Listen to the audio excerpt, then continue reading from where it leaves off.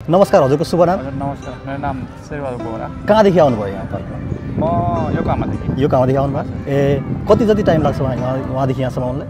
लगभग लाग्छ होला 1 घन्टा जति। 1 घन्टा जति ट्रेनमा आउनुभयो है? ट्रेनले गर्दा आउनुपर्छ। ए ट्रेन। फ्यामिली पिकनिक हो आज? हजुर फ्यामिली पिकनिक ग्यादरिङ छ। ए ठुलो ग्रुपमा आउनु भएको छ है? हजुर रमाइलो छ भनौँ। सबैजना योकोहामा बस्नुहुन्छ?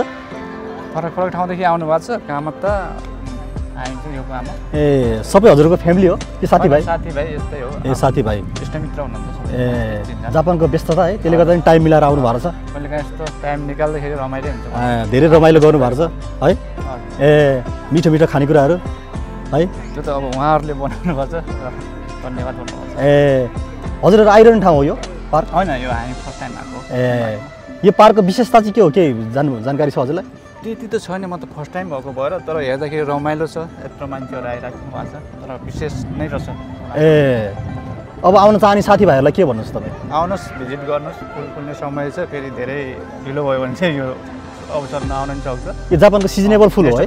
सिजनेबल हो। हजुर। त्यही भएर ए यो कति समयसम्म रहन्छ यो फुल? यो त अब 6-7 दिनपछि चाहिँ सकिन्छ होला। त्यही भएर यो सिजनको चाहिँ अवसर नगुमाउनु होला भन्न चाहन्छु। ए आउन चाहने साथीहरूले हजुर। यो कुन पार्क कुन स्टेसनबाट नजिक पर्छ? नजिक चाहिँ छ, स्टेसन एक्ज्याक्ट थाहा चाहिँ भएन। हजुर। हाराजुकुबाट नजिक छ। ए एक्ज्याक्ट चाहिँ थाहा भएन। जस यो एरियामा आउनुलाई हाराजुकु चाहिँ राम्रो। हस् धन्यवाद। Thank you. हस्।